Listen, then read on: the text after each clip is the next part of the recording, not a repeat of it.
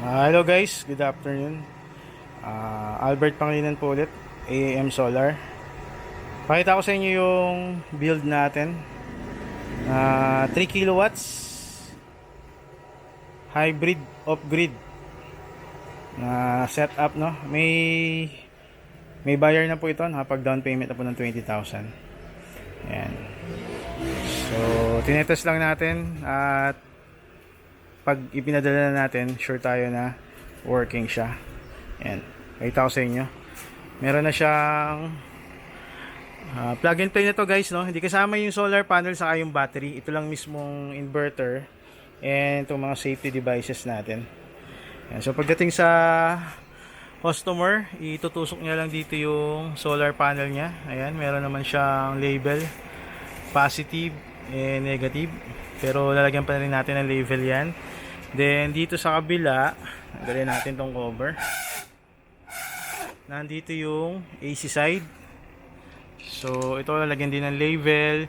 Yung nasa left side na dalawa, ito yung output ng inverter. Yan, dalawang yan. Tapos ito naman, dalawang to, input galing sa Meralco or sa grid. So susulatan pa natin ng label yan para kung malobot yung battery, magte-take over pa rin yung DU natin. Kasi meron tayong nilagay dito na ATS. Ayan, right now working na to. Ayan. Dito sa ATS natin, naka-auto siya. Yung number 1, yan yung priority. Yan po yung output ng inverter. Then yung number 2, ito naman yung galing sa Meralco or sa DU. Yan. So pag nalobat si battery, automatic lilipat siya sa number 2. So hindi pa rin mamatay yung mga appliances na nakalagay dito. Yan. So ito yung breaker niya, 20 ampere. Nilagyan natin siya ng adjustable voltage and current protector para safe yung inverter natin sa overload. Kasi ang capacity natin ay 3,000 watts. Pero ang advertisement natin hanggang 2,000 lang. Mga 80% nung capacity ng inverter para hindi kagad siya masira. So dito, nag-program tayo para makuha natin yung 2,200 na output is 9 ampere lang. Pag lumagpas ng 9 ampere yung appliances mo, magka-cut off siya at mawawalan kayo ng power for 30 seconds. Magka-countdown yan. So para safe. Ayan. So hindi na natin gagalawin yan. Hanggang 9 ampere lang talaga. Okay. Dito sa itaas, nandito yung AC MCB. Galing sa DU.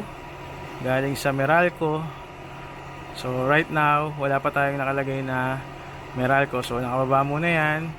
And then ito naman yung breaker ni solar panel. So naka-on na yan. May breaker na siya, meron na siyang solar panel na nakalagay. Right now 5 pieces na 600 watts yata yung nilagay natin doon. Hanggang 6, no? Hanggang 6 panel. Pero I suggest hanggang 6 or 5 panels lang. Okay na yun. Huwag na ilalagpas doon. Although mataas yung BOC niya, 5 or 6 panel lang para safe, no? Okay, so working na ito. At right now, kung mapansin nyo, may output na siya na 1.4 ampere.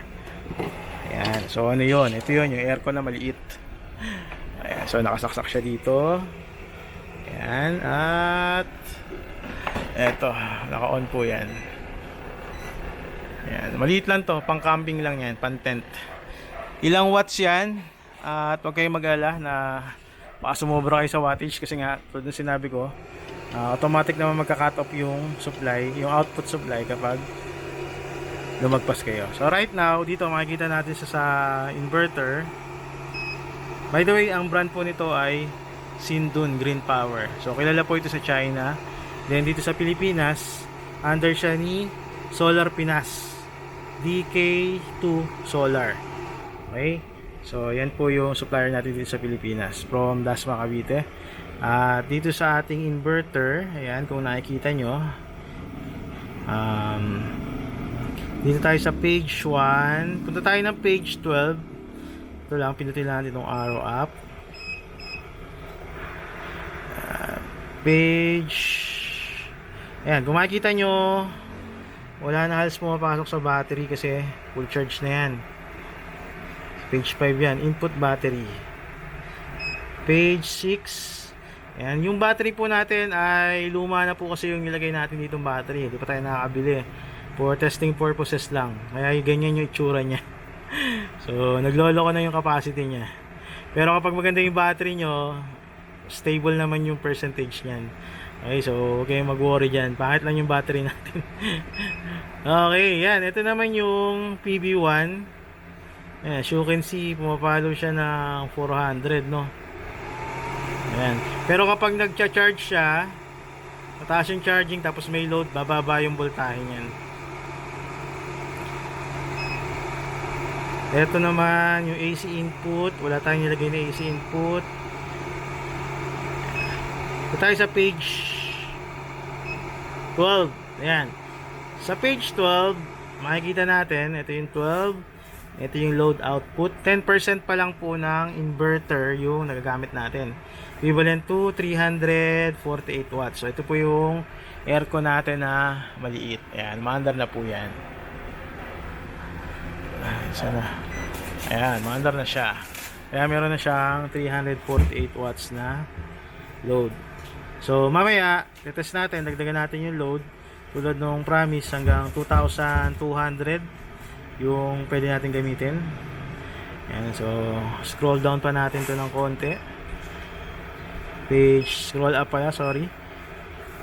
Page 13. Ito yung PB1. Ayan, o, kasi ayan. So, yung araw kasi ay makulimlim, kaya ganyan. Ayan. Mga araw, nagkukulimlim. Okay. So, ito naman yung sa wattage. Okay. So, balik tayo sa 12. Page 12. Ayan, page 12. At, meron pa tayong isang load dito. This one. Malakas to. So, pansinin natin, pag binuhay natin to, tataas yung load natin, no? So, set muna natin sa isa. Ayan na guys. Naging 928 watts na. So, patayin natin. Naging 348. Buhayin ulit natin. 928. And then, taasan pa natin. Ayan po guys. 1.85 na po yung load niya. Isang taas pa. 2.25. Ayun, nag-cut off na po. So, yun po yung purpose kaya pinakita ko sa inyo. Ayan. Kasi hanggang 2 lang yung sinet natin. So, napansin nyo na wala ng ilaw yung ATS. At nagka-countdown po dito yung ating protector. Pag lumagpas po kayo, magka-cut off po yan. So, walang worries, di po masisira yung inverter natin. Kasi nga may protector. After countdown, babalik na ulit. Ayun, umilaw na ulit. At may output na ulit dito. So, pwede na ulit natin itong buhayin. Natin yung page 12. Ayan, so wala na siyang output, no? Okay, so buhayin natin ulit si aircon na maliit. Ayan. Sagad natin. Ayan. So, itong aircon na to, pang tent lang yan or pang bed, single bed, no?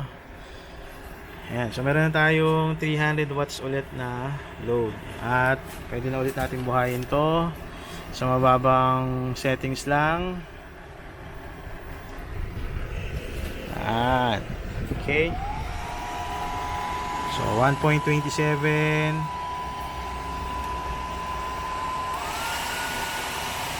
Okay. So, ayan. Pinakita lang natin na working na yung ating setup, no? Shout out kay Sir Marlon. Siya po yung may-ari nito. Papuntang Palawan. So, yung hinintay nyo po, tinatanong nyo kung magkano. Ito po ay 35,000. And, kompleto na po yan. Sasabit nyo na lang po sa wall nyo. Lalagyan nyo na lang po ng solar panel.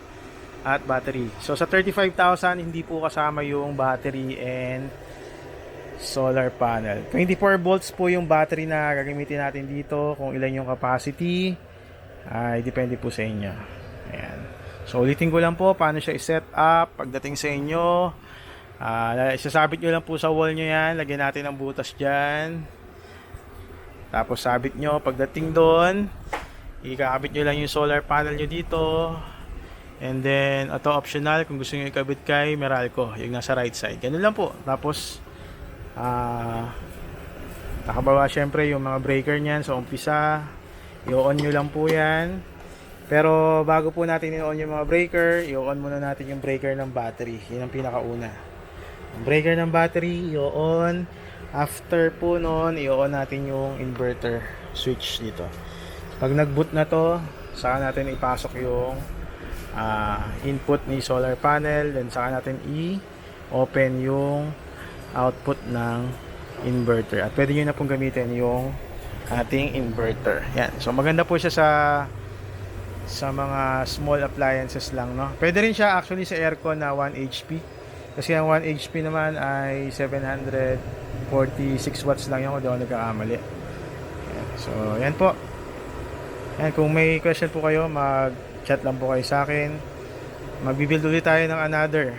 Kasi ito po ay sold na papuntang Palawan. Maraming salamat po.